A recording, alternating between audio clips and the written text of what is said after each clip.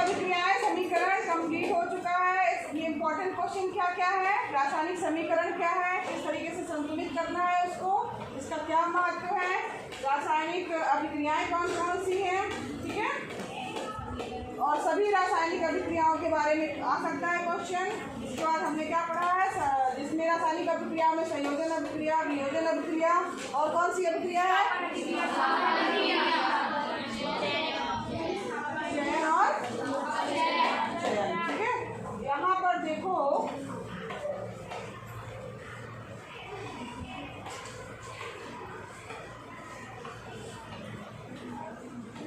Last में जो है आपके कुछ संसारण हमने पढ़ा है ना, उसका भी क्वेश्चन आ सकता है। आज के क्वेश्चन देख ले थोड़ा सा, ये हाँ ये देखिए। अब यहाँ पर आपको ही बताना है कि दी गई अभिक्रिया के संबंध में कौन सा कथन असत्य है, ठीक है।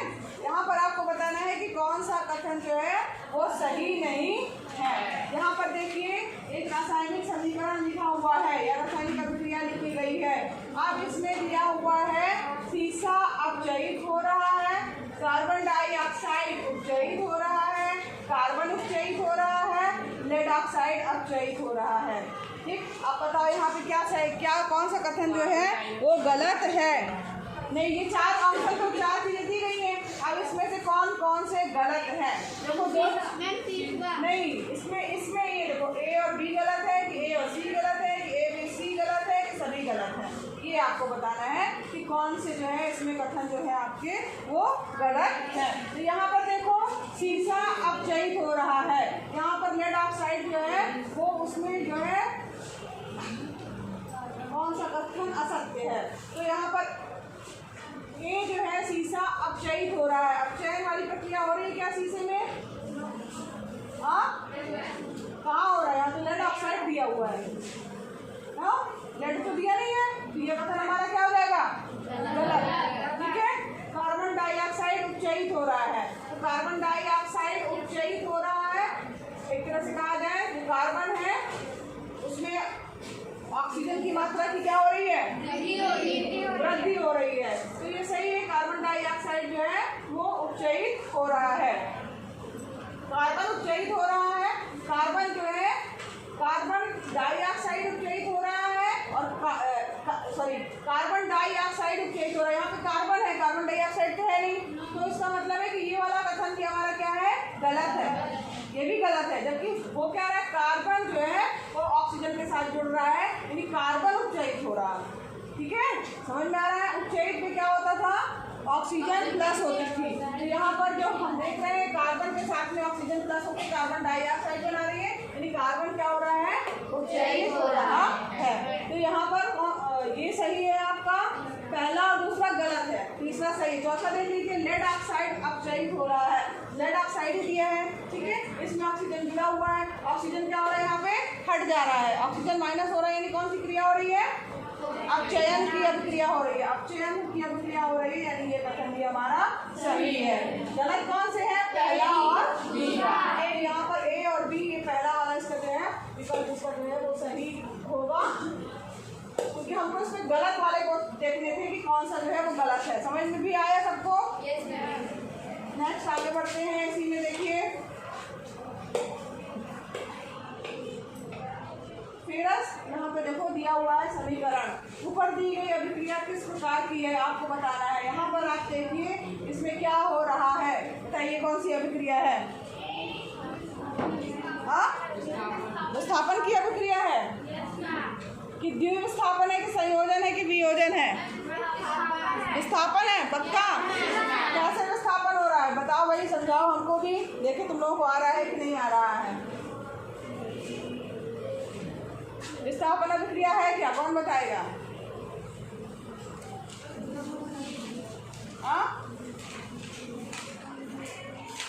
कौन बताएगा, पीछे खड़ी हो बताओ।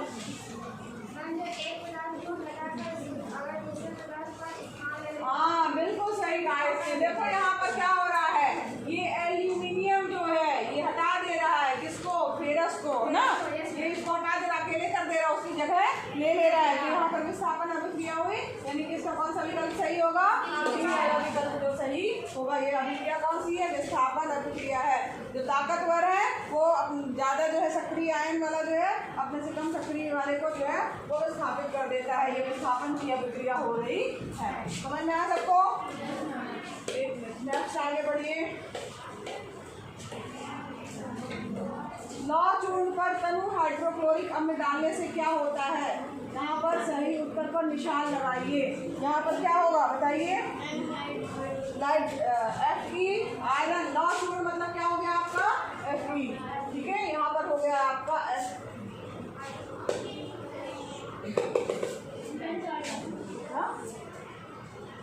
चार्ज हो गया पहले तो भाई।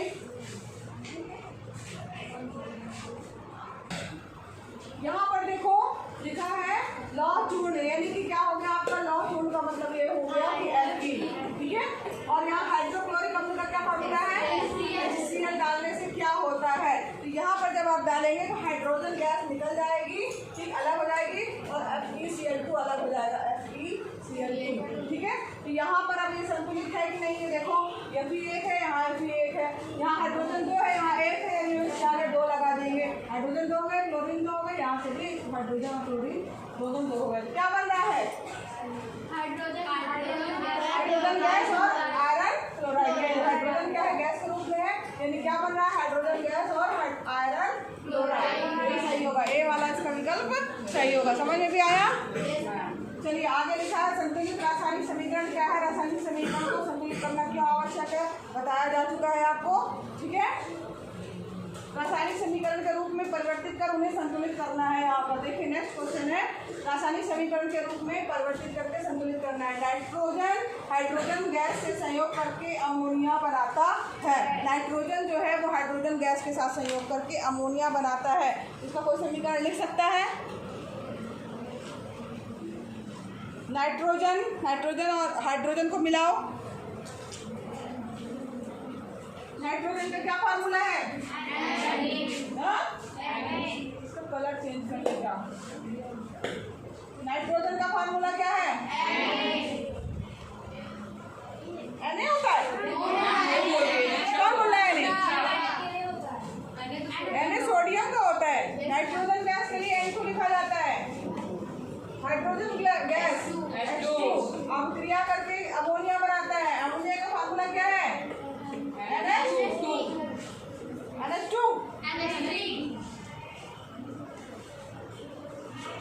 यहाँ पर देखिए नाइट्रोजन 2 है, यहाँ हाइड्रोजन 2 है, यहाँ हाइड्रोजन 3 है, यहाँ पे 3 है तो उसका मतलब इसके आगे आपको 3 लगाने पड़ेगा। 3 दूनी 6 हो गया।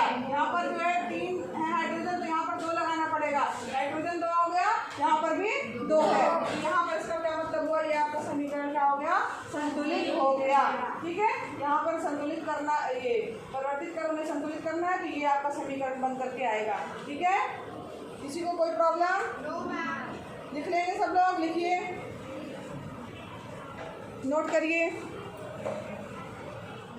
उसके बाद देखिए दिया हुआ है नेक्स्ट, हाइड्रोजन सल्फाइड गैस का वायु में दहन होने पर जल और सल्फर डाइऑक्साइड बनता है। तो यहाँ पर क्या है? Hydrogen sulphide gas. Hydrogen sulphide का क्या फार्मूला होगा? H2S। ठीक है, ये गैस है तो यहाँ G लिख सकते हैं बगल में। वायु के लिए क्या लिखेंगे हम? बताइए, ऑक्सीजन O2। एकदम ही बुद्धि नहीं चली क्या तुम लोगों की? ऑक्सीजन जो है वो गैस के रूप में है। ठीक है, यहाँ पर G भी लिख सकते हैं, आप दिखा सकते हैं। अब क्रिया करेगा तो क्या होगा?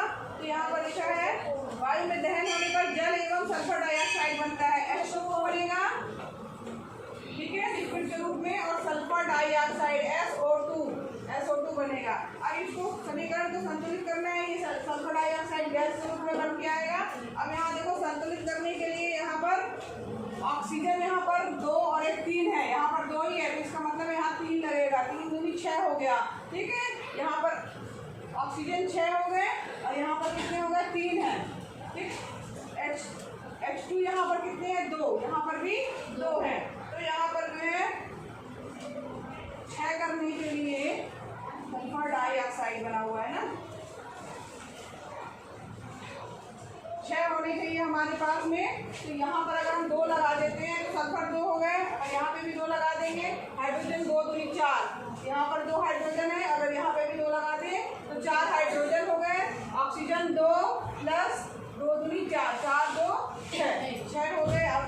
में ऑक्सीजन और सल्फर 2 है, यहाँ पर भी 2 है, संतुलित हो गया ये आपका रासायनिक समीकरण बी वाला। ठीक है, फिर इसके बाद नेक्स्ट है एल्यूमिनियम सल्फेट के साथ अभिक्रिया कर बेरियम क्लोराइड एल्यूमिनियम क्लोराइड और बेरियम सल्फेट का अवक्षेप देता है। अवक्षेप का मतलब समझते हो, जो पानी में नहीं घुलता है, घुलनशील है। ठीक है, सी नंबर का देखिए, सी नंबर में दिया हुआ है बेरियम क्लोराइड, इसका समीकरण बुक में है BaCl2 + Al2SO4 का होल प्राइस बनेगा क्या, बेरियम सल्फेट 3 BaSO4 + 2AlCl3। ठीक है, नेक्स्ट है ई वाला पोटेशियम धातु जल के साथ अभिक्रिया करके पोटेशियम हाइड्रोक्साइड बनाती है। यहाँ पर भी संतुलित करने के लिए 3 लगाना पड़ेगा। पोटेशियम धातु यानी 2K, पोटेशियम को क्या दिखाते हैं, के लिखते हैं, और पानी के साथ यानी H2O।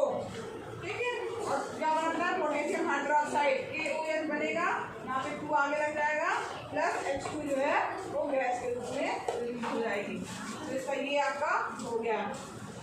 नेक्स्ट है आपका रासायनिक समीकरण को संतुलित करना। तो रासायनिक समीकरण को संतुलित करने के लिए ये आप कल होमवर्क के रूप में करके आइएगा। संतुलित तो आपको बन जाना चाहिए।